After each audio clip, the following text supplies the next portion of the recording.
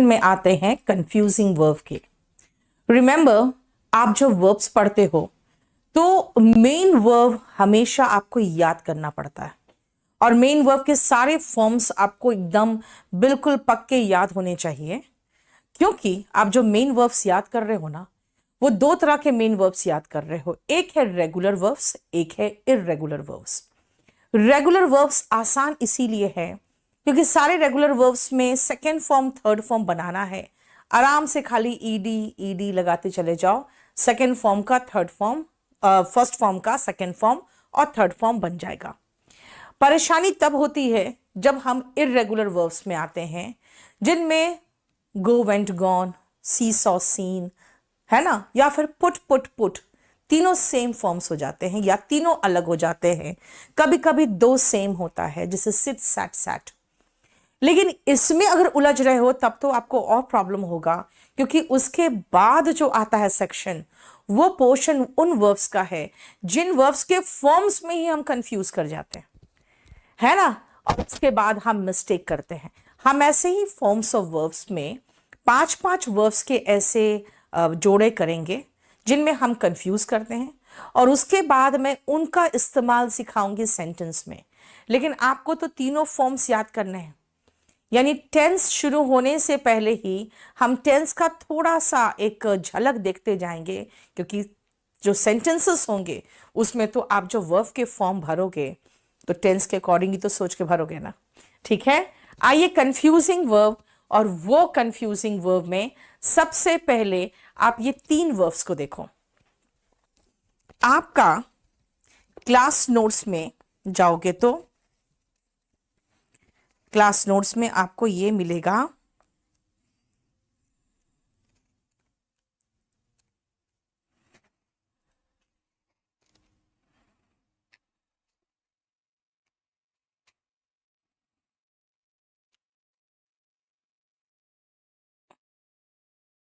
Page number 29 में, class notes के page number 29 में। ठीक है, देखो ध्यान से। आप अगर लर्न का डिक्शनरी में देखोगे मीनिंग ना, तो उसका लर्न का मीनिंग तो सीखना होगा, लेकिन उसका सेकेंड फॉर्म थर्ड फॉर्म में LEARNT भी देखोगे और LEARNED भी देखोगे। लेकिन याद रखना, हमें लर्नेड वर्ड जो है, हम अकॉर्डिंग टू, अगर हम ब्रिटिश इंग्लिश के अकॉर्डिंग चले तो लर्नेड जो वर्ब है वो एडजेक्टिव है, एडजेक्टिव का काम करता है। थर्ड फॉर्म है, वर्ब का ही फॉर्म है तो वर्ब ही है, लेकिन थर्ड फॉर्म में वो एडजेक्टिव का काम करेगा, क्योंकि जो हम लोग यूके इंग्लिश पढ़ते हैं, ब्रिटिश इंग्लिश, उसमें सेकेंड फॉर्म थर्ड फॉर्म, अगर तीन वर्ब याद रखना, अगर इनमें आपको ईडी भी दिखाई दे और टी भी दिखाई दे तो टी वाला second form third form select करना। जैसे लर्न का लर्नेड भी दिखेगा, लर्नड जिसको कह देते हैं। ड्रीम का ड्रीम्ड और ड्रेम्ट भी दिखेगा, और तीसरा है बर्न, जिसका बर्न्ड और बर्न्ट भी दिखेगा। लेकिन यूके इंग्लिश कहता है कि टी वाला लगाएंगे, और हम क्योंकि यूके से ही इंग्लिश सीखे हुए हैं, ब्रिटिश से ही, इसलिए हम टी वाला प्रेफर करते हैं। इसलिए फॉर्म्स देखो, लर्न, लर्नड, लर्नड, ठीक है, ड्रीम, ड्रेम्ट, ड्रेम्ट, और बर्न, बर्न्ट, बर्न्ट। अब अगर हम एडजेक्टिव की बात करें तो देखो, ड्रीम का एडजेक्टिव फॉर्म भी ड्रीम है। जैसे अगर मैं कहूं ड्रीम हाउस है मेरा ये। बर्निंग ट्रेन, सुना ही होगा पिक्चर का नाम, है ना। बर्न्ट लीव्स, या किसी के नाउन की विशेषता बताने के लिए एडजेक्टिव के रूप में थर्ड फॉर्म और आईएनजी फॉर्म दोनों आता है। लेकिन लर्न का verb form learn, learned, learned है, और लर्नेड बोलते हैं वो एडजेक्टिव के रूप में। जैसे कोर्ट में जाओगे, द लर्नेड जज, है ना, यानी कि ज्ञाता, जो जज है उनकी विशेषता बताई जा रही है। I have learned it by heart, मैंने इसे अच्छी तरह से याद कर लिया है। देखो लर्नड लगाया, लेकिन अगर जज की विशेषता बता रहे हैं तो लर्नेड लगा रहे हैं। यानी जहां पे आप इसको वर्ब के रूप में ले रहे हो, बेटा याद रखना, एक पॉइंट, पहला पॉइंट यहीं सीख जाओ। अगर आपको हैव दिखाई दे, हैज दिखाई दे और हैड दिखाई दे, तो इसके साथ वर्ब का थर्ड फॉर्म लगाना।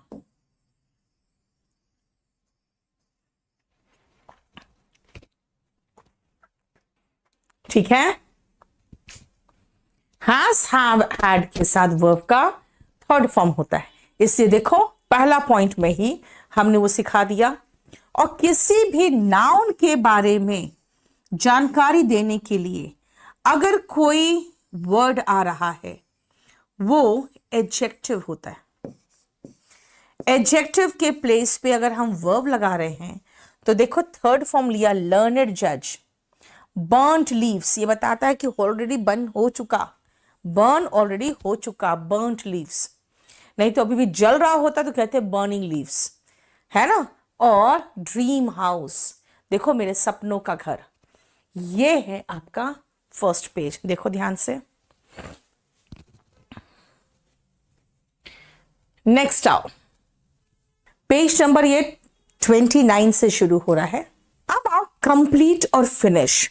कुछ लोग कहते हैं भाई कंप्लीट मतलब पूरा, फिनिश मतलब भी पूरा करना, खत्म करना। तो खत्म करना, पूरा करना तो एक ही बात हुआ, फिनिश ही तो कंप्लीट हुआ। लेकिन बेटा डिफरेंस है थोड़ा। अगर आप कंप्लीट देखो तो वो पूर्ण करने का एहसास कराता है।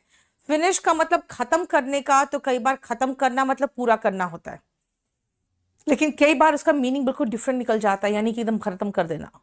जैसे अगर मैं कहूं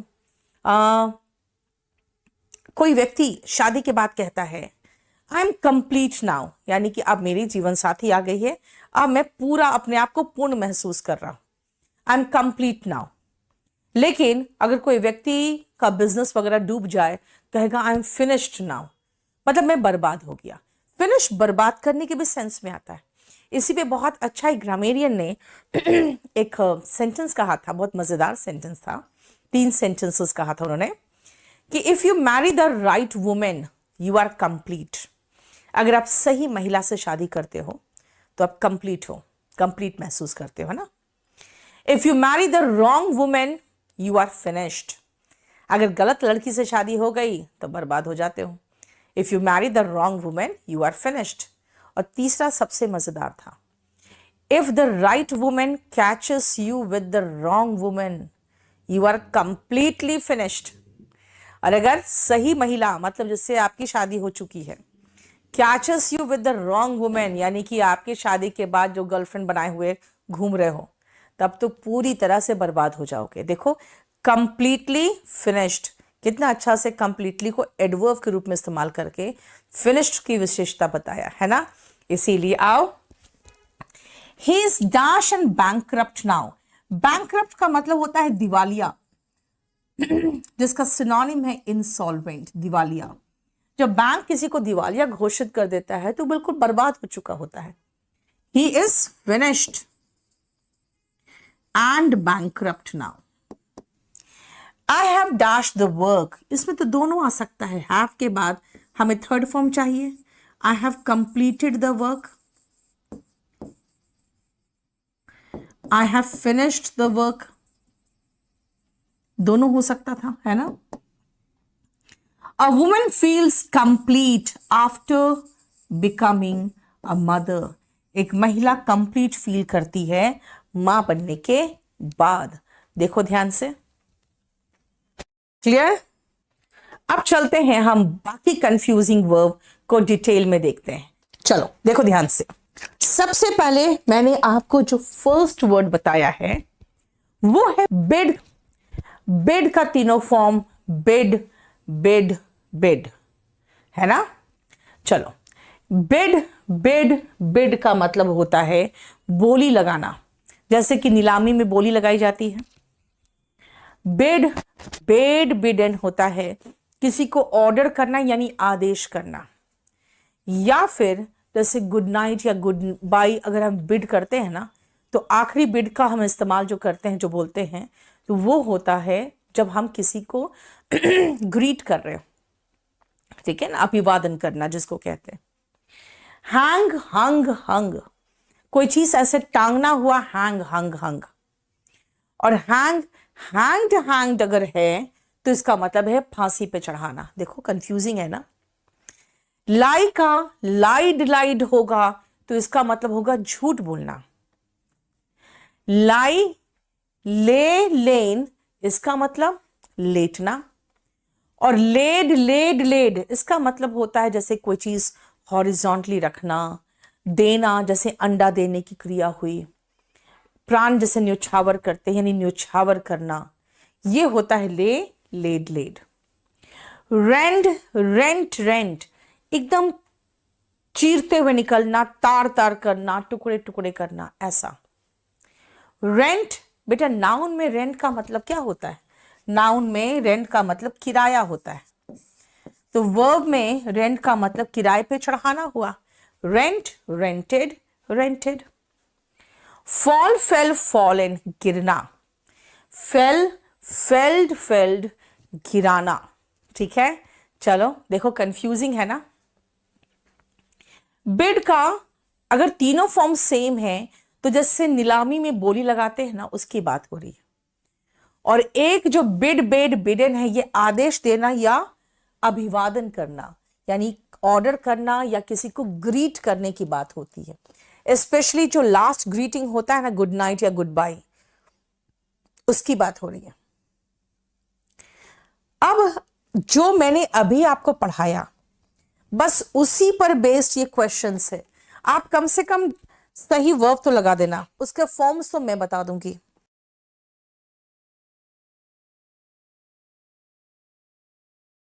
हो गया? चल अब मैं जहां पर भी हैज देखूंगी, मुझे पता है हैज के बाद वर्ब का थर्ड फॉर्म आएगा। He has dash the highest price, बोली लगाने के लिए बिड का तीनों फॉर्म सेम था, थर्ड फॉर्म लगाया तब भी बिड आया। और he has dash goodbye to all, goodbye का मतलब अभिवादन करना हुआ। बिड बेड बिडेन, उसने मुझे आदेश दिया बाहर निकलो। बेटा कभी सोचो, कोई रोज आपको आदेश नहीं देता है, प्रेजेंट टेंस नहीं हो सकता। उसने मुझे बाहर निकलने का आदेश दिया, तो मैंने यहां पे सेकेंड फॉर्म लगा दूं। He bade me leave the room. देखो, आदेश देना और ग्रीटिंग्स यानी अभिवादन करना, दोनों में बिड बेड बिडन था। एक जगह मैंने थर्ड फॉर्म लगाया क्योंकि हैज के बाद है, और एक जगह मैंने सेकेंड फॉर्म लगाया। उसने पिक्चर टांग दी, he has hung the picture, है ना, थर्ड फॉर्म चाहिए, हैंग हंग हंग। उन लोगों ने सद्दाम हुसैन को, एक बहुत छोटा सा ट्रायल चला कोर्ट में, उसके बाद उनको फांसी पर चढ़ा दिया ना, तो दे हैंग्ड होगा। अब आपने सेकेंड फॉर्म क्यों लगा दिया? इसीलिए क्योंकि जब पास्ट की बात होती है तो हम सेकेंड फॉर्म लगाते हैं। अगर आपको एक्शन से महसूस हो कि एक्शन किसी पास्ट के समय का है, तो वर्ब का सेकेंड फॉर्म लगाना। उसने अपने पास्ट के बारे में सब कुछ झूठ बोला था। कैसे बोलूं मैं? ही lied about his past. He totally lied about his past. है ना? अच्छा, भगत सिंह की अगर बात हो तो भाई भगत सिंह अभी का बात नहीं है, भगत सिंह तो पास्ट टेंस है, यानी कि वर्ब का सेकेंड फॉर्म चाहिए। उन्होंने देश के लिए अपने प्राण न्योछावर कर दिए, laid his life for his country. Bhagat Singh laid his life for his country. किनारे, आप जो किताब है आपके वो किनारे रख दो और लेट जाओ। रख दो, lay your books aside. लेट जाओ, lie down to rest, यानी आराम करने के लिए लेट जाओ, lie down to rest. आप कहोगे मैम वर्ब का कौन सा फॉर्म लगाया? मेरी बात सुनो, अभी मैंने आपको दो चीजें सिखाई थी कि अगर हैज का हैव या हैड आ जाए तो आप इसके साथ वर्ब का थर्ड फॉर्म लगाइए। ये हमारा पहला पॉइंट। दूसरा पॉइंट, अगर हम पास्ट की बात करें तो वर्ब का सेकेंड फॉर्म चाहिए। ठीक है, अगर पास्ट की बात करें तो वर्ब का सेकेंड फॉर्म चाहिए। तीसरा, अगर किसी को आप कह रहे हो go, be happy, get up, please help me, इस तरह के सेंटेंस को हम कहते हैं इंपरेटिव सेंटेंस, जिसमें ऑर्डर होता है, सजेशन होता है, रिक्वेस्ट होता है। यानी अगर आपको अगर ऐसा सेंटेंस दिखाई दे जैसे लग रहा है अपनी किताब रख दो और लेट जाओ, यानी कोई ऑर्डर, रिक्वेस्ट, सजेशन जैसे कोई वाक्य दिखे ना, तो याद रखना इसमें आप वर्ब का बेस फॉर्म से शुरू करते हो। Now what is base form of verb? बेटा उसके बाद अगर याद रखना वर्ब के बेस फॉर्म से शुरू करते हो, आगे कुछ भी हो सकता है। बेस फॉर्म ऑफ वर्ब और फर्स्ट फॉर्म ऑफ वर्ब दोनों देखने में तो सेम है, सिर्फ बी को छोड़कर। बेस फॉर्म बी है, first form is am are है, first form S E S लगाओगे तो इज हो जाता है, वरना बाकी गो का गो ही है, सी का फर्स्ट फॉर्म सी है।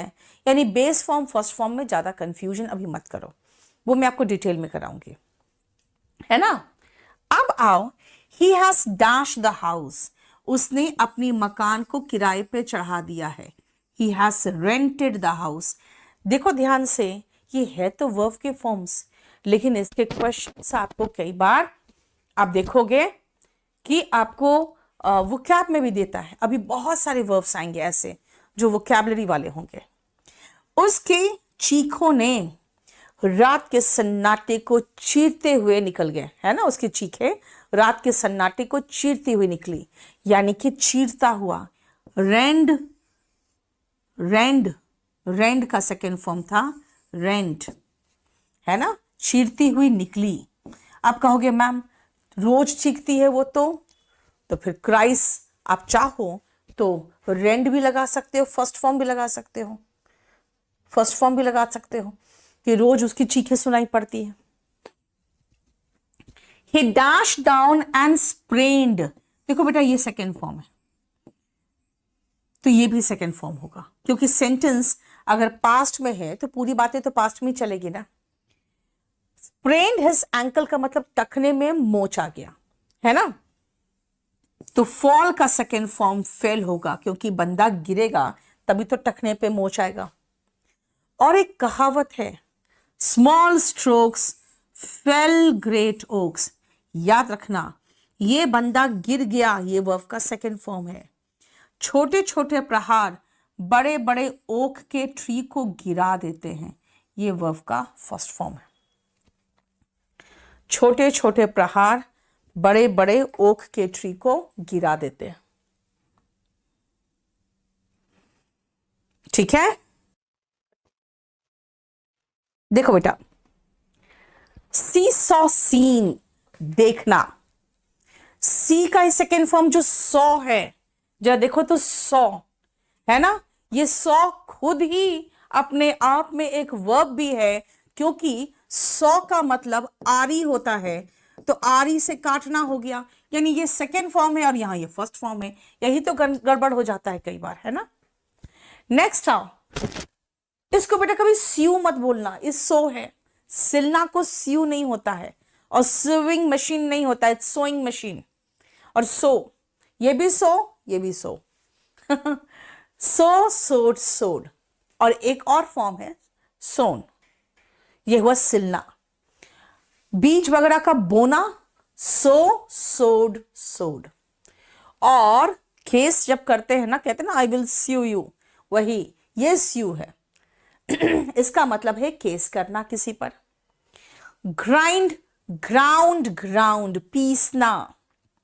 लेकिन अगर ग्राउंड देखोगे नाउन में तो जमीन होता है, और अगर वर्ब की बात करो तो वर्ब में जमीन पे उतारने की बात होनी चाहिए, या जमीन पर रखे रहने की, मतलब जमीन से उड़ने नहीं दूंगा मैं, ठीक है ना। क्लियर। राइज, रोज, राइजन, जैसे चांद का, सूरज का उगना, उठना, तरक्की करना। रेज, रेस्ड, रेस्ड, उठाना, कोई मुद्दा हो, कोई बात हो। रेज, रेस्ड, रेस्ड, ध्वस्त करना, जैसे कोई बिल्डिंग ध्वस्त करने की बात होती है तो। फ्लाई, मक्खी होता है, लेकिन मैं तो वर्ब पढ़ा रही हूं, तो वर्ब में है फ्लाई, फ्लू, फ्लोन, उड़ना। फ्लो, फ्लोड, फ्लोड, बहना, जैसे कोई पानी का बहना, ठीक है। एंड ब्लो, ब्लू, ब्लोन, बहना जैसे हवा का बहना। फाइंड, फाउंड, फाउंड, पाना, जैसे कोई चीज खो गया हो फिर मिल जाए, पाना। फाउंड, फाउंडेड, फाउंडेड, फाउंडेशन एक वर्ड है, नींव जिसको कहते हैं, नींव रखना इज फाउंड, फाउंडेड, फाउंडेड। देखो, अब इस पर बेस्ड ये क्वेश्चन था जो मैंने आपको दिया था, करो।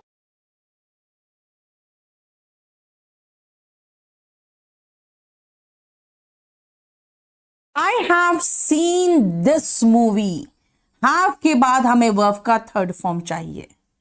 वो लकड़ी काटता है, ही सॉस द वुड। लेकिन अभी मैं वर्ब का फर्स्ट फॉर्म अवॉइड करूंगी, क्योंकि जानते हो वर्ब का फर्स्ट फॉर्म है ना, एस ई एस भी लगता है ना, एस ई एस के बिना भी बनता है, क्या करें, इसीलिए वर्ब का सेकेंड फॉर्म से काम चलाते हैं। ही सॉड द वुड, उसने लकड़ियों को काटा। वो मसाले को क्या करता है भाई, सोल्ड करता है, सेल का सेकेंड फॉर्म है, तो मैं यहां भी सेकेंड फॉर्म लगा दूं। पीसने का सेकेंड फॉर्म ग्राउंड, ग्राइंड का सेकेंड फॉर्म हुआ ground. They have dash all the flights due to a hoax call. Hoax call होता है ना, कई बार देखते हो, सुनते हो ना, हवाई जहाज में बॉम्ब है, बस सारे के सारे जितने फ्लाइट्स होते हैं सबको रोक दिया जाता है, नहीं तो दे हैव क्या किया है, सारे फ्लाइट्स को, उन लोगों ने ऊपर उड़ते हुए जितने जहाज थे सबको जमीन पे ले आया, ग्राउंडेड। हैव के बाद वर्ब का थर्ड फॉर्म चाहिए। The sun has already, first third form चाहिए हैज के साथ, राइज, रोज, राइजन। मैं आज लेट उठा, उठने के बाद ही तो बोलोगे ना कि भाई आज मैं लेट उठा। आई रोज अप, यानी कि राइज का सेकेंड फॉर्म, राइज अप, रोज अप। नेक्स्ट आओ, भगवान तुम्हें तरक्की दे, तुम तरक्की करो लाइफ में, मे यू राइज। बेटा ये मे जो है ना मॉडल है, और हर मॉडल के बाद वर्ब का बेस फॉर्म आता है। हाथ उठाओ if you agree to my proposal, मेरे प्रपोजल से सहमत हो तो हाथ ऊपर करो। उठाना का इंग्लिश होता है RAISE, और अभी बताया था ना ऑर्डर्स, सजेशन, रिक्वेस्ट के लिए वर्ब का बेस फॉर्म से शुरू करते हैं हम लोग। दे डैश द डिलपिडेटेड बिल्डिंग, इसका मीनिंग ही पता नहीं रहेगा तो समझ में नहीं आएगा बोलना क्या चाहती हूं। डिलपिडेटेड का मतलब होता है टूटा फूटा सा, यानी टूटा फूटा, वोन आउट बिल्डिंग।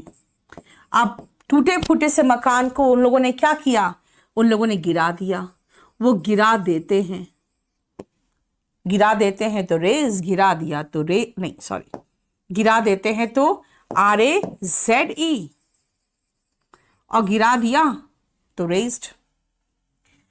उन लोगों ने इस लड़के को जिंदा पाया, फाइंड का सेकेंड फॉर्म लगा दे रही हूं, फाउंड। बेटा आप खाली वर्ब चुन लो, आपको सही वर्ब खोज लो बस, बाकी सेकेंड फॉर्म थर्ड फॉर्म मैं कर लूंगी अभी, क्योंकि आपको टेंस नहीं पढ़ाया है। They dash the university in 1950, found का सेकेंड फॉर्म फाउंडेड। और टेंस पढ़ लेते हो उसके बाद तो फिर आपको वर्ब का सही फॉर्म भी लिखना आना चाहिए ना, है ना। फाउंड, फाउंडेड, फाउंडेड, स्थापित करना। मच वाटर हैज के साथ वर्ब का थर्ड फॉर्म चाहिए। बहने का इंग्लिश होता है फ्लोड, ब्रिज के नीचे से काफी पानी बह के निकल चुका है। एक कहावत है, फ्लाई इनटू अ रेज। जब शी एब्यूज्ड हिम, जब उस लड़की ने उस लड़के को गाली दी तो ये लड़का गुस्सा हो गया। फ्लाई का second form flew, into a rage. Fly into a rage idioms and phrases में भी आता है, इसका मतलब होता है एकदम अचानक गुस्सा होना। नेक्स्ट, आ जाओ नेक्स्ट देखो बेटा, स्टिक, स्टक, स्टक, चिपकना, कोई चीज से लगे रहना, सटे रहना, है ना। स्ट्राइक अगर नाउन देखोगे तो नाउन में स्ट्राइक का मतलब क्या होता है, हड़ताल। अगर स्टिक में नाउन देखोगे तो नाउन में स्टिक का मतलब होता है छड़ी, लेकिन वर्ब तो अलग मीन करेगा ना बेटा, है ना। तो देखो जरा, स्ट्राइक, स्ट्रक, स्ट्रक, इसका मतलब होता है प्रहार करना, ऐसे, है ना, झटके से किसी को प्रहार कर दिया, है ना। रिंग, रैंग, रंग, रिंग का मतलब अंगूठी होता है, लेकिन घंटी बजाना भी तो होता है। रिंग, रैंग, रंग का मतलब हुआ क्या, घंटी बजाना।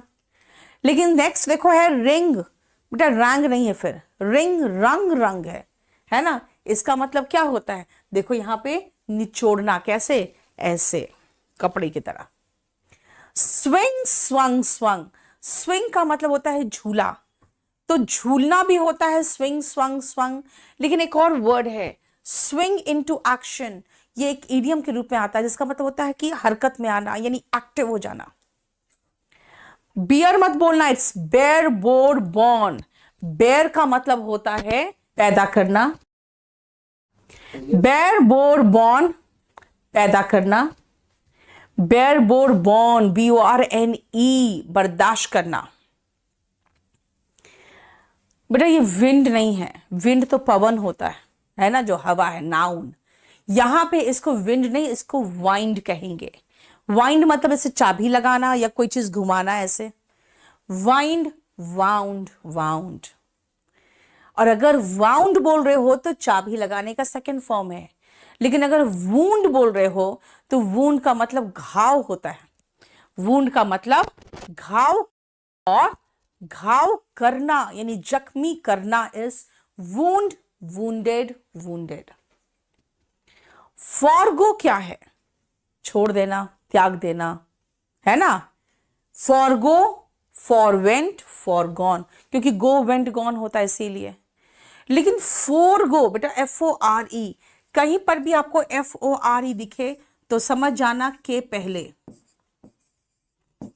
तो के पहले जाना हो गया। Forgo, forwent and forgone. Bind, bound, bound, बांधना। And bound, bounded, bounded, boundary से बना है, दायरा बनाना। दायरा बनाओगे चारों तरफ से तो बाउंड, बाउंडेड, बाउंडेड, देखो दायरा बनाना, ठीक है। अब जो पढ़ाया अभी उसी पर बेस्ड ये क्वेश्चन से जरा करके दिखाओ तो।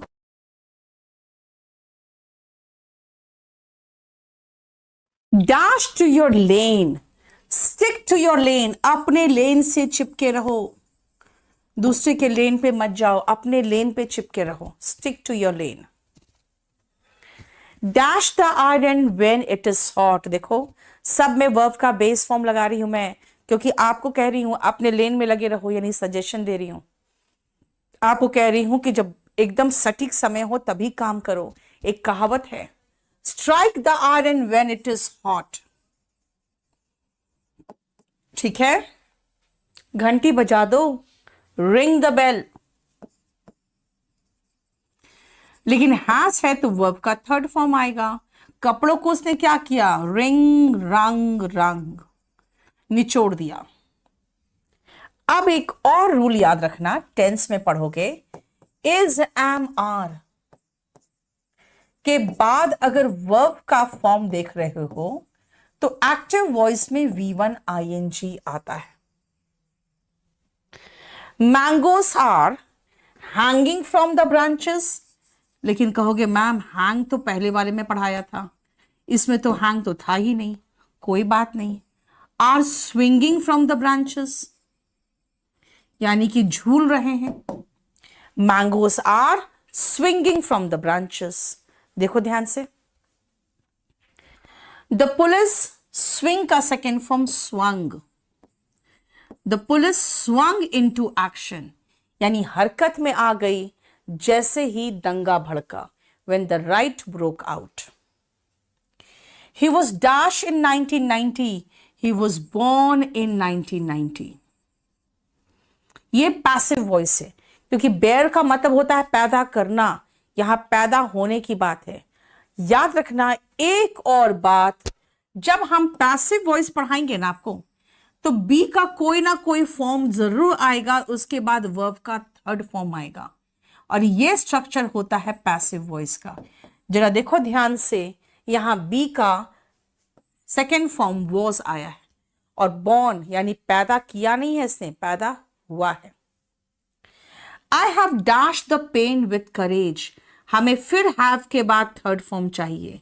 मैंने बहुत मेहनत, बहुत ही करेज के साथ, हिम्मत से मैंने इस दर्द को झेला है। बर्दाश्त करना का बेयर बोर बॉर्न BORNE होगा। Cholera is a water borne disease, adjective में बॉर्न लगा रहे हैं हम, वाटर बॉर्न यानी कि वाटर के द्वारा कैरीड। देखो वाटर के द्वारा carried. Dash the watch, wind the watch. The robbers dash him, robbers ने क्या किया उसको, रॉबर्स ने उसके जख्मी कर दिया। वूंडेड हिम, वूंड का सेकेंड फॉर्म वूंडेड। मीठा खाना, डिजर्ट, डबल एस वाला, देखो डबल एस वाला जो होता है ना, उसको स्वीट डिश कहते हैं। जो खाने के बाद हम स्वीट डिश खाते हैं ना, उसको डिजर्ट कहते हैं। अगर आप वेट लूज करना चाहते हो तो मीठा जो खाते हो खाने के बाद उसको छोड़ दो, forgo desserts. His past dash wherever he approached for a job, इसका जो भूतकाल था, पास्ट था, वो उसको जहां पर भी वो जॉब के लिए जाता था, पास्ट उसको हमेशा परेशान करता था, क्योंकि उसके पास्ट हमेशा पहले चला जाता था कि भाई ये चोर था, इसको सजा हुई थी, यानी उसके बारे में खबर पहले पहुंच जाती थी। फोरवेंट, देखो रूट्स डैश द सॉइल, जड़ सॉइल को बांध के रखता है, बाइंड द सॉइल। देखो ध्यान से, 6 में मैंने आपको लिखवा दिया था, स्विंग इनटू एक्शन का मतलब हरकत में आना। जब दंगा भड़का तो पुलिस तुरंत ही एक्टिव हो गई। The court decision has dash us to pay the penalty, has dash us, अब मुझे तो पता नहीं क्या वर्ड लगेगा, जरा देखे तो, हैज डैश अस, बाइंड लगेगा, सेकेंड फॉर्म यानी कि बांध दिया है हमें। The police, the court decision has bound us, आप कोर्ट के डिसीजन से बंधे होते हो, करना पड़ता है। Seas dash India on 3 sides, seas bind India नहीं, बाउंड इंडिया। बाउंड क्यों भाई, बाउंड्री के रूप में चारों तरफ से घिरा हुआ होना इज बाउंड। यहां पे हमारे इंडिया के 3 तरफ बाउंड्री बनाया हुआ है, सी है ना, यानी कि एक तरह से आखिरी जो दायरा होता है वो बनाया है। बाउंड, बाउंडेड, बाउंडेड, ठीक है। चलो, अब तक हम लोग जो किए थे, हम लोग वर्ब के फॉर्म्स में कंफ्यूज कर रहे थे, है ना। हम एक वर्ब को दूसरे वर्ब के फॉर्म से कंफ्यूज कर रहे थे। अब हम कई वर्ब्स को कभी नाउन से कंफ्यूज कर जाते हैं, कभी एडजेक्टिव से कंफ्यूज कर जाते हैं। देखो एग्जाम में ऑप्शंस रहेगा तब तो और आसान होगा। नेक्स्ट आओ, DESERT, डेसर्ट, क्या है ये, रेगिस्तान। वर्ब के रूप में त्याग देना, छोड़ देना। लेकिन डिजर्ट अगर कहोगे, इसका मतलब वो मीठा जो खाने के बाद आप खाते हो। You will get all the PDF, क्यों टेंशन लेते हो। लेकिन अगर बुक ले लोगे तो हाथ में ऐसी कलर्ड PDF मिल जाएगा। अगेन आई टोल्ड यू, आपकी मर्जी, ठीक है। इफेक्ट, प्रभाव डालना, और उसका परिणाम इफेक्ट। लेकिन इफेक्ट का एक और मीनिंग निकलता है कि अगर इफेक्ट का मतलब प्रभाव है, तो प्रभाव में आना यानी प्रभाव में कोई चीज लाते हो, वो भी तो इफेक्ट करते हो। लेकिन क्वेश्चन आपका जो आता है बस यही दोनों से आता है। एनीवे, हमने तीनों का एग्जांपल दिया हुआ है आपको। प्रैक्टिस CE वाला और एडवाइस CE वाला नाउन है। सीई वाला प्रैक्टिस अभ्यास है, या अभ्यास करने की बात करना चाहते हो तो एसई है। और अगर मैं कहूं यार ये तो इंडिया में चाय पिलाना कॉमन प्रैक्टिस हो गया है, तो अगेन सीई है, नाउन। आप प्रैक्टिस करते हो, अभ्यास जो बार बार करते हो वो एसई वाला है। सलाह इज एडवाइस, सलाह देना, एडीवीआई एसई। ढीला, LOOSE। हानि, LOSS। खोना या हारने की बात होती है तो LOSE, खोना या हारना। देखो जरा,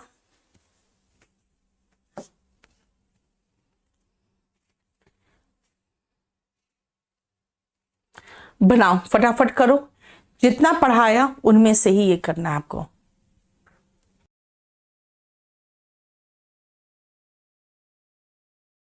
He dashed his family। बेटा एक तो हम लूज, लॉस्ट भी कह सकते थे अगर देखा जाए तो, लेकिन यहां पे हमें चाहिए ऐसा वर्ड जो हमने पीछे पढ़ा है ना।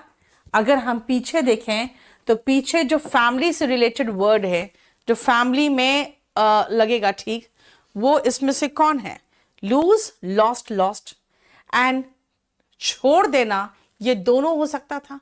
तो चलो मैं चलती हूं, दोनों लगा सकते हैं हम। He lost his family and he deserted his family. Sahara is a desert.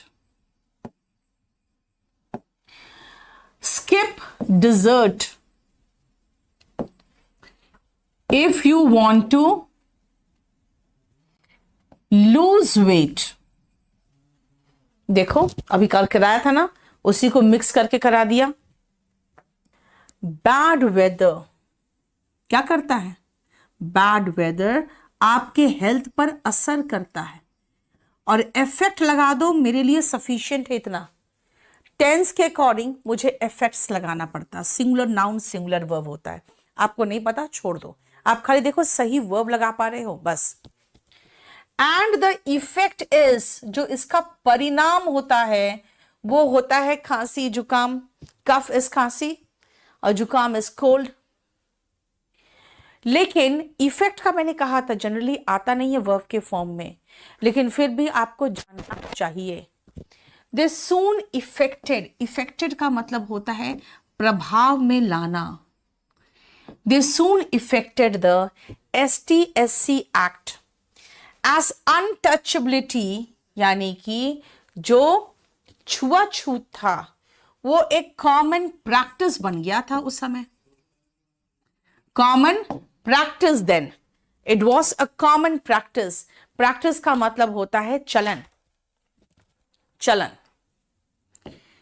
एक कहावत है, देखो ये वर्ब है, हमें नाउन के रूप में यहां पर सब्जेक्ट के प्लेस पे चाहिए। याद रखना सब्जेक्ट के प्लेस पे और के प्लेस पे कौन आता है? नाउन आता है, प्रोनाउन आता है। अब नाउन के प्लेस पे चाहिए तो practice makes a man perfect का सीई वाला प्रैक्टिस चाहिए। Practice makes a man perfect, ठीक है। और अगर मैं कहूं इन क्वेश्चंस को प्रैक्टिस करिए, practice these questions, practice these questions, यानी इन क्वेश्चंस को प्रैक्टिस करिए का मतलब कि SE वाला चाहिए आपको, ठीक है। डोंट लूज योर टेम्पर, अपना टेम्पर मत खोना, don't lose your temper. He is wearing a loose shirt, ढीला शर्ट पहने हुए हैं। पाकिस्तान, लूज का second form lost the match. और it is your loss not mine, देखो ये वर्ब का सेकेंड फॉर्म, ये एडजेक्टिव ढीला शर्ट, और इसमें तेरा घाटा मेरा कुछ नहीं जाता। गाना जैसा नहीं लग रहा आपको? It is your loss not mine.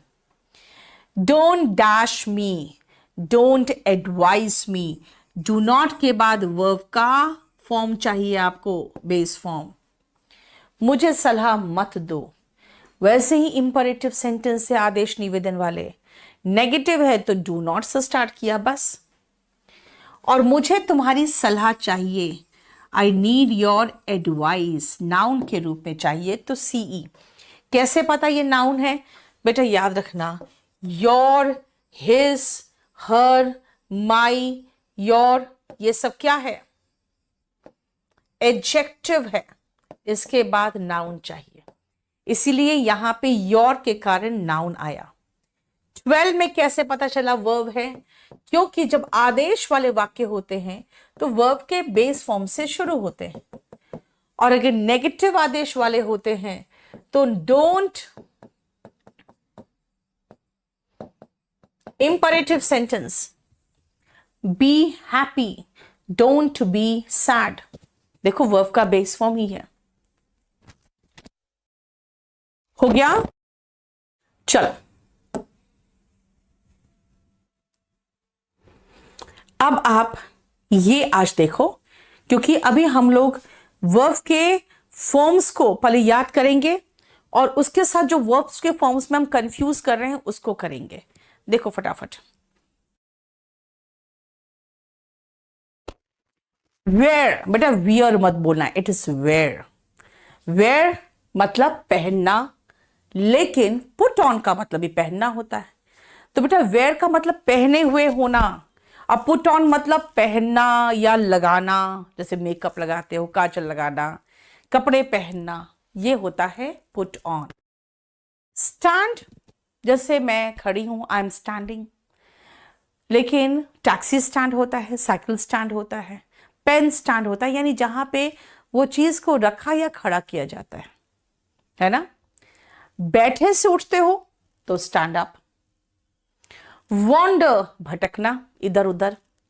Wonder सोचना, आश्चर्य करना, सोचना मन ही मन में, है ना, वो वंडर। लेकिन 7 वंडर्स ऑफ द वर्ल्ड में वंडर क्या है? वंडर का मतलब हो गया अजूबा। एम्प्लॉय और अपॉइंट में भी बहुत बारीक डिफरेंस है। अपॉइंट किसी पोस्ट पर होता है, एम्प्लॉय तो बस ऐसे ही किसी को आप नौकरी दे देते हो तो एम्प्लॉय करते हो, ठीक है। ओवरटेक एंड टेक ओवर, किसी से आगे निकल जाते हो तो ओवरटेक करते हो, और किसी को उसके पोस्ट से हटाकर उसकी जगह लेके बैठते हो तो क्या करते हो? टेक ओवर करते हो, ओवरटेक नहीं, ठीक है। देखो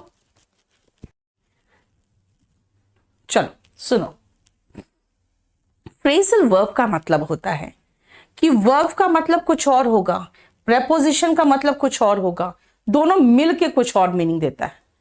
जैसे टेक का मतलब लेना, ओवर मतलब किसी चीज के ऊपर, लेकिन टेक ओवर का मीनिंग क्या है? पोस्ट से हटाकर उसकी जगह लेना। इसलिए फ्रेजल वर्ब में हम लोग को याद करना पड़ जाता है। चलिए अब ये आप आज के लिए आखिरी एक्सरसाइज रहेगा।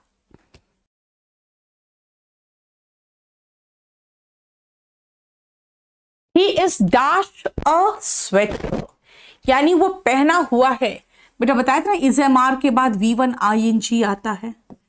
He is wearing a sweater. Dash your sweater, it is getting cold, पहन लो। Put on your sweater, it is getting cold.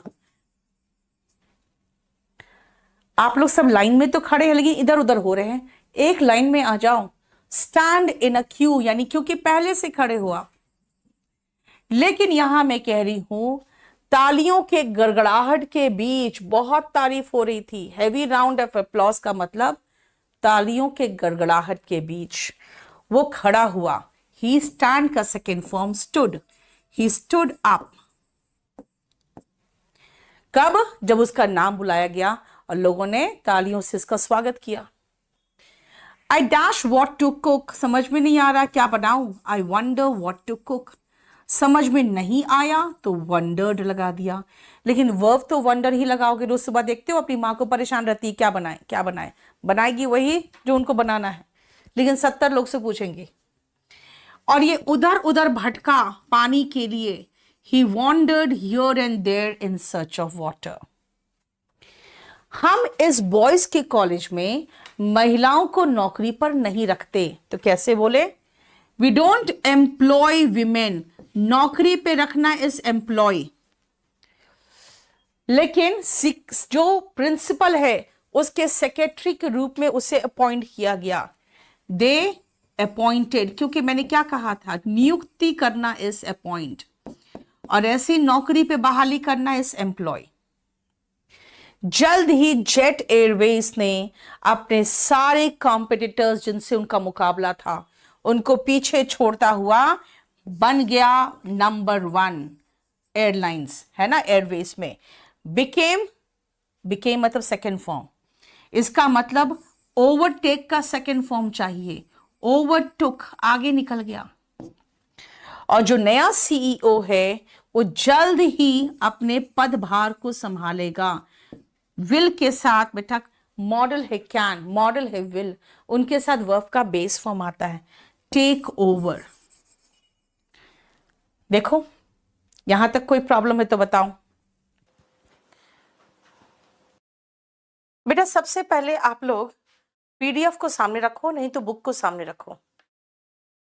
सबसे पहले या तो पीडीएफ को सामने रखो या तो बुक को सामने रखो, क्योंकि अगर आप सोचोगे हम यहां देख लेंगे और नेक्स्ट पेज तक हमें याद रहेगा तो आपको याद नहीं रहेगा, ठीक है ना। तो दोनों में से या तो क्लास नोट सामने रखो या पीडीएफ सामने रखो। क्लास नोट्स और वॉल्यूम 1 बिल्कुल अलग है ललित।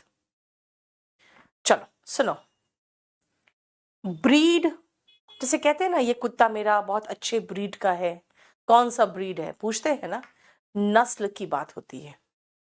तो ब्रीड का मतलब पैदा करना भी होता है, यानी वैसे ही नस्ल पैदा करना इस ब्रीड, ठीक है। ब्रूड, कुड़ना चिढ़ना, यार मेरे साथ बहुत बुरा हुआ, है ना, आप अपना पुराना सोच सोच के कुछ कुड़ते रहते हो, चिढ़ते रहते हो, दैट इज ब्रूड। और ब्रूड का एक और मतलब है, जो छोटे चिड़िया के छोटे छोटे बच्चे होते हैं ना एक साथ जो पैदा हुए रहते हैं, वो ब्रूड होते हैं। सेल मतलब बेचना, रुको भी, सेल मतलब बेचना, तो बिक्री को कहते हैं सेल। बेटा ये जरूरी नहीं है कि सेल डिस्काउंट में हो, सेल का मतलब बिक्री होता है, ठीक है ना। आप लोग देखते हो बड़ा सा सेल लगा हुआ, सेल लगा हुआ कहते हो, तो सेल जो होता है वो बिक्री होता है, वो डिस्काउंट में बिक्री की जरूरत नहीं होती। नेक्स्ट आओ, कंप्लेन, शिकायत करना इज कंप्लेन, शिकायत करना complain. Second form third form बनाना है, ईडी लगा दीजिए।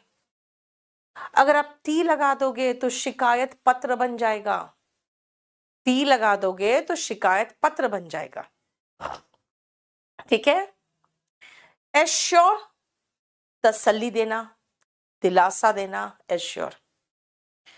इंश्योरेंस करना इज इंश्योर, देखो इंश्योरेंस से बना है इंश्योर, और एनश्योर मतलब सुनिश्चित करना, एनश्योर मतलब सुनिश्चित करना, देखो ठीक है।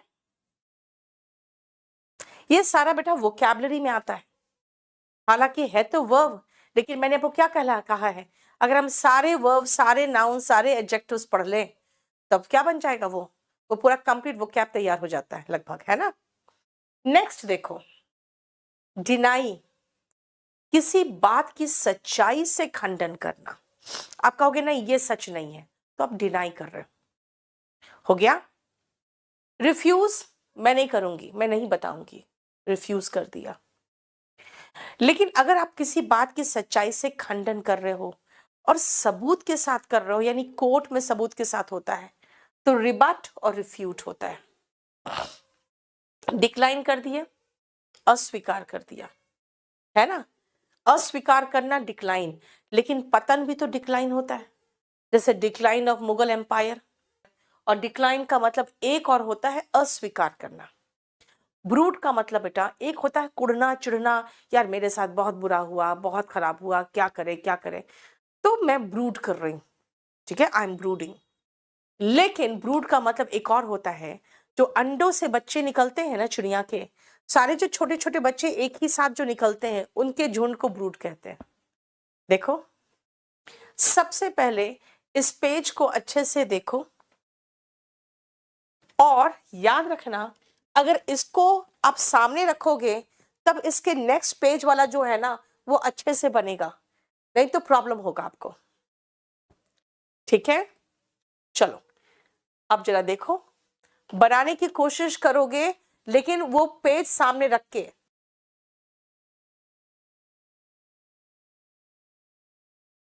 चलो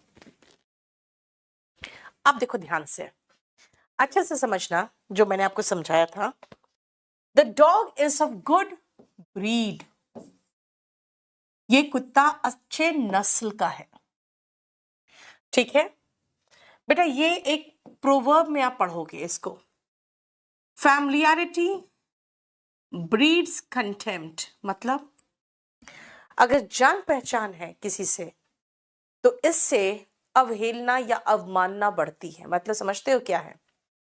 आपको दो प्रोवर्ब्स सुनाऊंगी, मजेदार प्रोवर्ब से, ध्यान से सुनना। Absence makes the heart grow fonder, यानी अगर आप किसी के एब्सेंस में देखते हो, मन करता है उससे मिले, है ना, वो काश मेरे साथ होता, दिल तरसता है उससे मिलने के लिए। तो एक कहावत है, एब्सेंस यानी किसी का अनुपस्थिति, makes the heart grow fonder, यानी उसकी लालसा, उसकी मनोकामना होती है। और जब वो पास आ जाता है, आपकी उससे शादी हो जाती है, फिर लगता है यार इसी के लिए इतना पागल थे। यानी कि फैमिलियरिटी ब्रीड्स कंटेम्प्ट। कंटेम्प्ट का मतलब होता है अवमानना या अवहेलना, यानी जब आपकी जान पहचान किसी से हो जाती है तो आपका मन उसके लिए तिरस्कार की भावना के साथ भर जाता है ना। Don't brood over the past, brood का मतलब हो गया क्या, कुढ़ना, परेशान होना, चिढ़ना, हमेशा इरिटेट होते रहना। सी द डैश ऑफ ईगलेट्स, बेटा ईगल के जो बच्चे होते हैं ना, जो चील होते हैं ना, चुड़िया है, ये एक तरह का पंछी है, चील के बच्चे यानी ईगल के बच्चे ईगलेट्स कहलाते हैं। कहोगे see the brood of the eaglets, यानी कि जो ईगलेट्स के झुंड है, यानी छोटे बच्चों का झुंड है। Good books sell like hot cakes, ये एक कहावत है, सेल लाइक हॉट केक्स, इसका मतलब है फटाफट बिक जाना, टू सेल इमीडिएटली, फटाफट बिक जाना।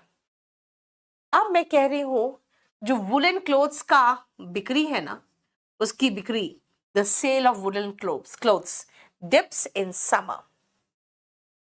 ही डैश अगेंस्ट देम, उसने शिकायत कर दी। पीछे के पेज के वर्ड्स देखकर यहां फिट करो, और कर दी अगर मैं कहूं तो कंप्लेंट हो गया।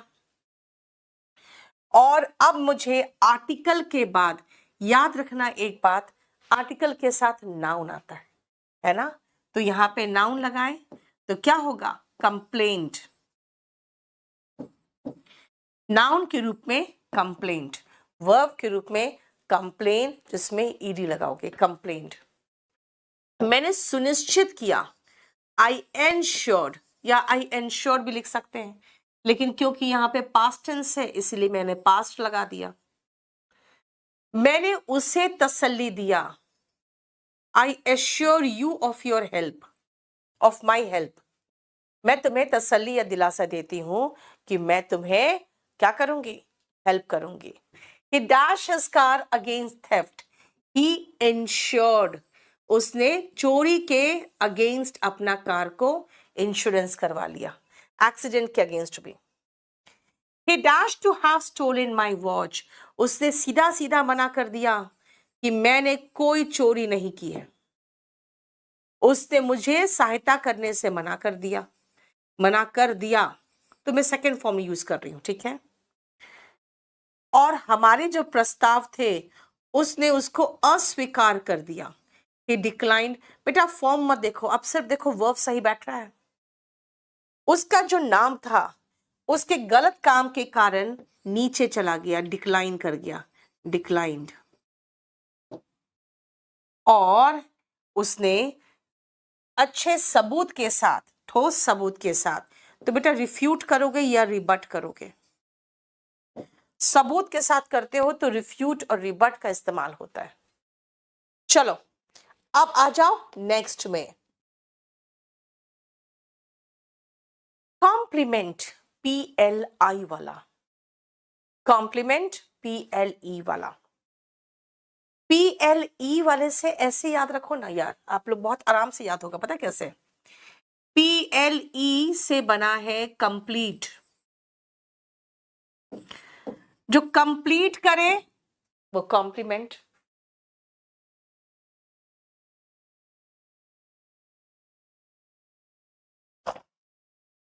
PLE मतलब हुआ कंप्लीट करे, यानी जो पूरा करता है, जो पूरक होता है वो कॉम्प्लीमेंट होता है। और PLI वाला क्या है? ये है प्रशंसा करना या तारीफ, ठीक है। LOP में खत्म हो रहा है, ये क्या है? ये आप याद रखना, ढकना हुआ, चारों तरफ से कवर करना। चारों तरफ से कवर कौन करता है? लिफाफा।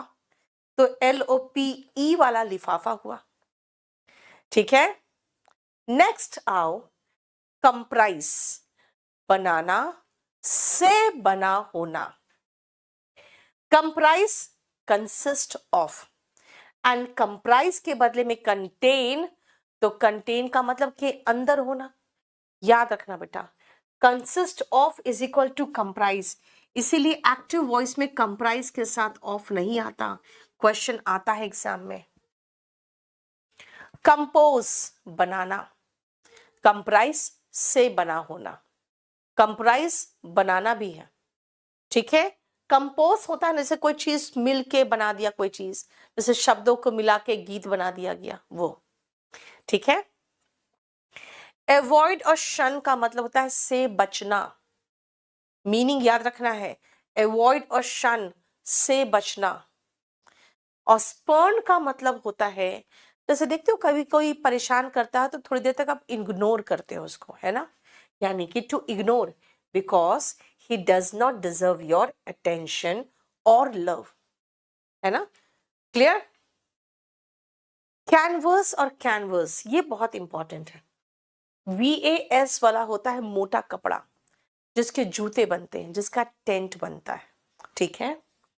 और VASS होता है घूम घूम के वोट मांगना, ठीक है। पहले एक बार इसको देखो आप, फिर इसको सामने रखो और फिर आप करोगे इसके बाद दिया हुआ एक्सरसाइज। यस, पोएम कंपोज होता है।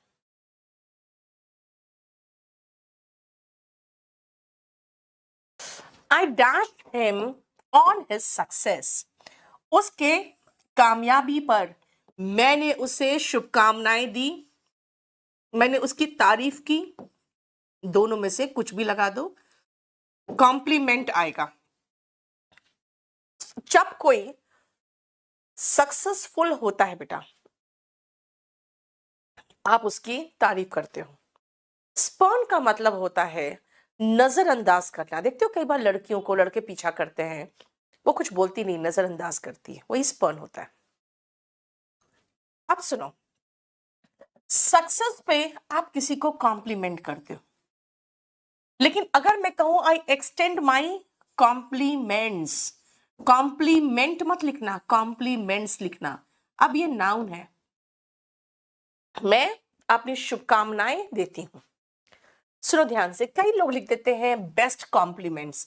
बेटा कॉम्प्लीमेंट्स का मतलब ही है बेस्ट विशेस, कॉम्प्लीमेंट्स का मतलब ही है बेस्ट विशेस, इसीलिए उसके साथ बेस्ट वर्ड हटा देना, नहीं तो सुपरफ्लुअस हो जाएगा, ठीक है।